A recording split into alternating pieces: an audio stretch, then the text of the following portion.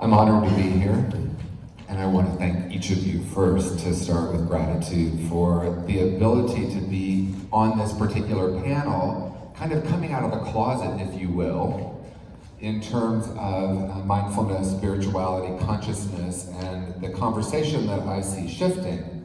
And what I want to start with is that we are on the precipice of a profound shift in the way we view addiction and the way we, I'm going to use air quotes, treat addiction. And I hope to be controversial right out of the gate. We work in an industry where we have collectively accepted that 10 to 15% success rate is acceptable. We also work in an industry where we have, looking back, kind of used one model and then reframed it over and over and over again or reinterpreted it. And what I want to say is I think it's time for us to shift the conversation from addiction treatment to addiction healing. And I actually know that we have the ability as clinicians, as counselors, as therapists, to be on a new journey toward a profound shift. And I really love, Renee, that you talked about horses and the power of the energy exchange. So I'm going to talk about frequency, I'm going to talk about consciousness, and I'm going to talk about how such a small amount of what we really do has anything to do with thought or the words we use. You know, we now know that only 10%, roughly, of 10% of communication is verbal. So many of us have accepted that the other 90% is body language. That's what I hear over and over and over again. And I actually think that's another 10%. The rest is energy or frequency. And I'm grateful that I can sit up here and talk about this now, because 10 years ago, well, Saul and I worked together 12 years ago, and I had to keep that kind of a secret, because that's what I was doing then, because I want to share with you a little bit of my own journey. I've been sober for 33 years. I've been working in the field for 12 years, back in 2008 at Altamira in Sausalito. And I quickly realized that most of the modalities were focused on symptoms and behaviors, rather than getting down to the deeper root causes that actually drive addiction. And we collectively have decided a few things, and one of those is that we don't treat trauma. We don't really address the underlying root issues. We're here to stabilize them. After all, we only have them for 28 days, or in current times, 12 days sometimes. What I want to offer is that that's a fine approach for many clients. It might even be a fine approach for the majority of clients. But I want to speak to the shift that's happening, where we're now recognizing that there is not a one-size-fits-all. And that we have clients that are coming back to our treatment programs 3, 4, and 5 times. And then we're asking them the question, what are you going to do differently this time? And how many people in this room work directly with clients? So I have an invitation for you.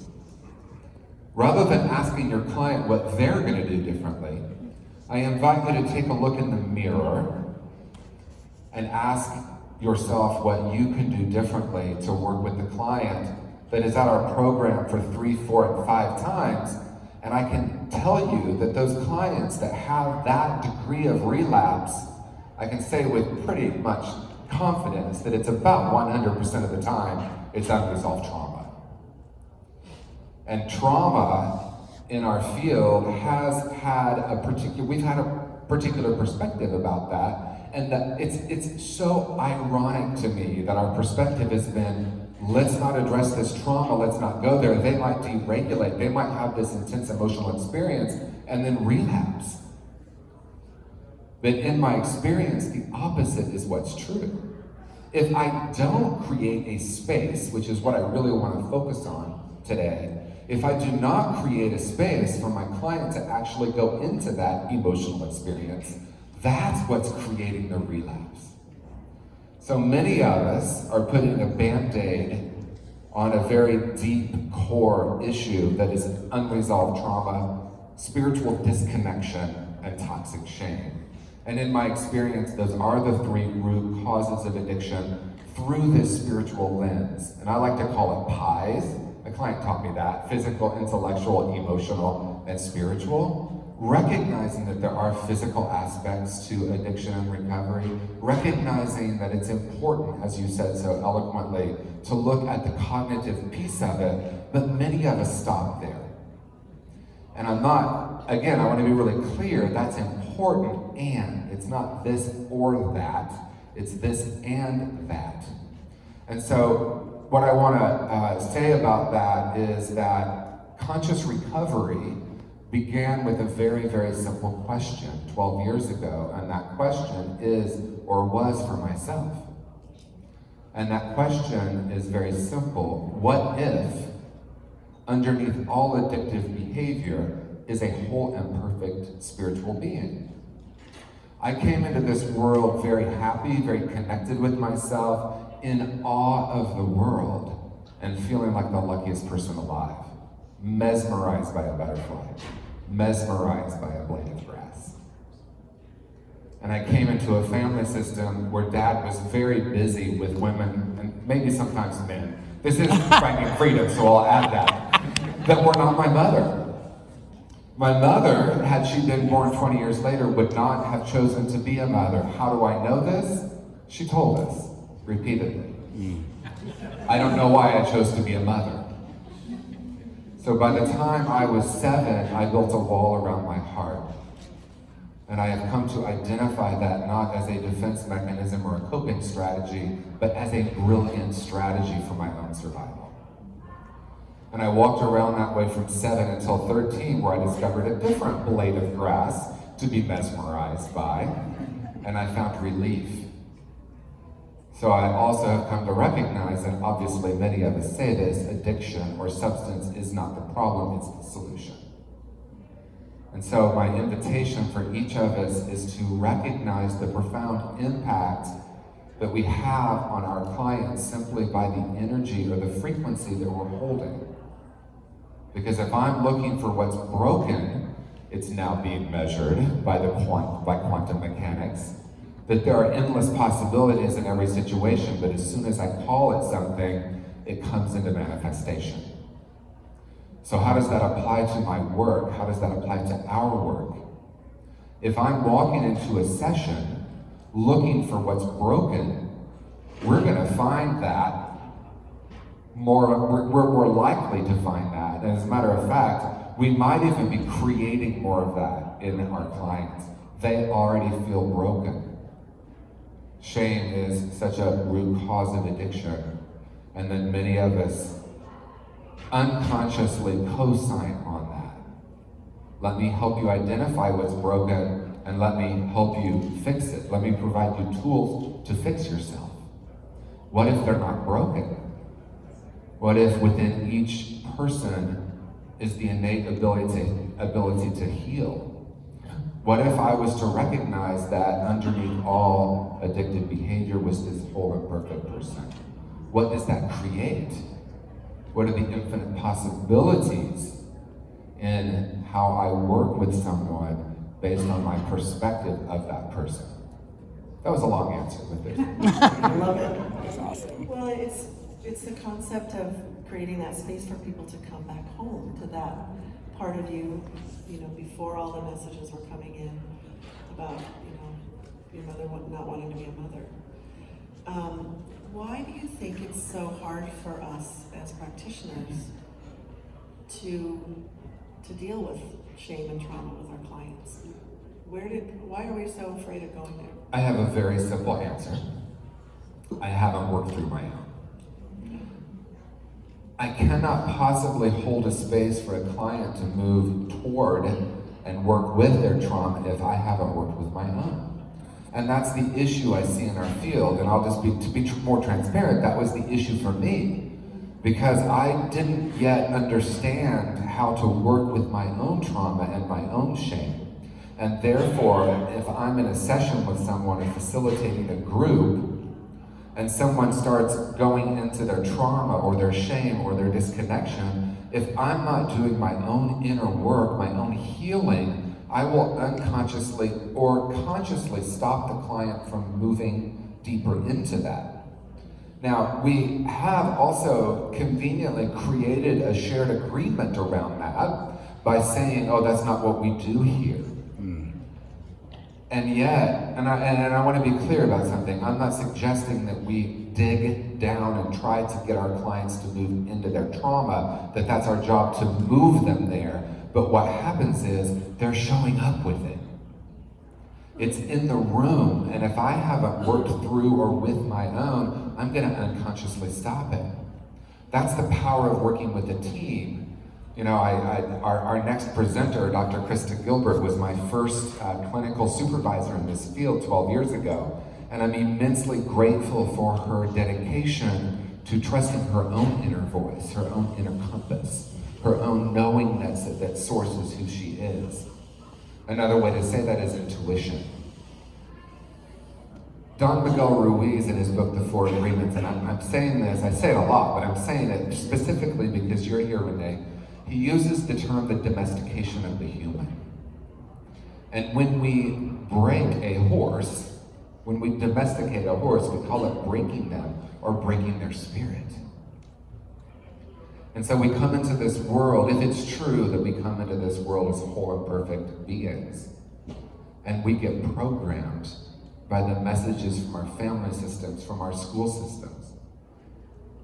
Trauma then becomes much more normalized. I'm not a huge fan of big T, little t trauma because we're automatically comparing our trauma. And it's easy for a client to sit in a circle in a group and hear a person talking about being raped or being beaten every day, and then to say, who am I to say, and this is mine, that I couldn't tie my shoes in kindergarten, so I decided I was stupid. How could I possibly bring that up when I'm sitting next to this person who had what seems like real trauma? So the domestication of the human is something that I can get my mind around to recognize that if we're seen as anything other than whole and perfect, that is a traumatic experience through the spiritual lens. That there is physical, intellectual, emotional, and spiritual trauma, and of course vicarious trauma. I've worked with clients that say, I don't have trauma. And I understand that because we're in the realm of comparing. No one beat me. I remember working with a client that said, I don't have trauma, and in our third session, he was able to access a memory of being under the table in his kitchen and watching his father pull a knife from his mother. So what I want to say, because I think we're moving toward closing of my time, what I want to talk about for a moment is the power of holding space. I've had the honor of creating spiritual care programs at a few different treatment programs, and I was often the person that was called in when someone was emotionally dysregulating, and you know what that really means is either losing their shit or melting down. That's what we really might call that. And I recognized that most of the time we were focusing on the symptoms of that. I remember a client was moved from a top floor at Altamira with the sunken tub and the beautiful view of downtown San Francisco. She was being moved unexpectedly to the basement, and they came to me and said, this client is being really entitled because she doesn't want to give up the bathtub and the view. The moment I hold the BS belief system that this client is entitled, I lose the opportunity to find out what's really happening. And the reason they called me in was really simple. I could sit and be present and be curious about this client's wholeness. And what happened is she remembered during our time together that she was molested in the basement of her home. Her bags were packed and she was ready to leave before that. If I would have just said, yes, she's entitled, make her go down to the room, or even, well, let's just let her have her nice room. The reason I'm saying that is each of us has the ability through our own consciousness and our own frequency to hold a space of openness, compassion, and love for our clients, and to recognize through that holding of that space, something profound can happen within that client, and I don't need to know what that is. But as soon as I decide what it is, we might miss the opportunity.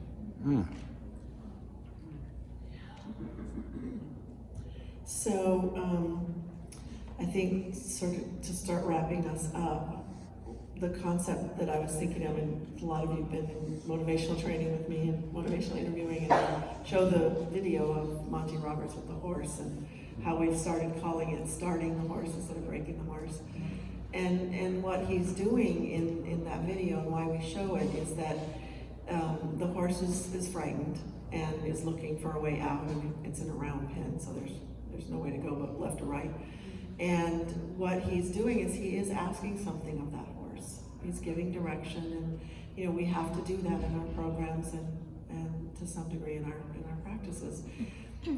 But what he's doing is watching the response, and then he starts being in relationship with the horse and allowing the horse to kind of calm down and communicate back with him with no words. And then he's changing what he does in response and relaxes, takes the pressure off at one point, and kind of drops the shoulder so the horse can come over and create that partnership. And at some point he says, what I don't want to do is create pain or harm, right? I just want to keep this space till the horse feels in their own time to come over.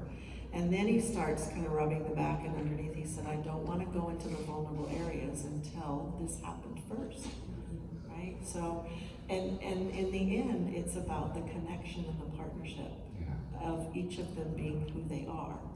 Yeah, especially, I got in some trouble on social media because I did a talk once and I said, one thing I know about our clients is they're highly attuned. And someone who's worked in the field for 30 years kind of went after that, honestly, and said, how dare you? They're checked out, they're addicted, they're not attuned. And that's not my experience, because especially our clients that have trauma, which again is 100% of them in my experience, on some degree because they were born on planet Earth, right? They were programmed to believe they're not who they are, and they were programmed to believe that the illusion is reality and the reality is the illusion. They're highly attuned to safety. And how do I create a safe container? They are judging themselves, so much shame. Many of them come from a family system, especially our young adults, or if you work with adolescents, where they're constantly being labeled and told what to do. We have youth being diagnosed with what we call personality disorders, which that is another talk that I'm going to just save for another time. And then they're labeled as that, and they're being told constantly what they need to do and what they're not doing. And as a clinician, we have the opportunity to simply be a field of presence. And when I'm a field of presence for someone, they automatically drop into safety. Now, that's not 100% of the time, but there's a higher probability or a higher likelihood that the client is going to feel safe when I hold that space. And again, holding space is about me clearing and doing my own work of healing. And then we can be a conduit, as you've said, or a frequency of healing.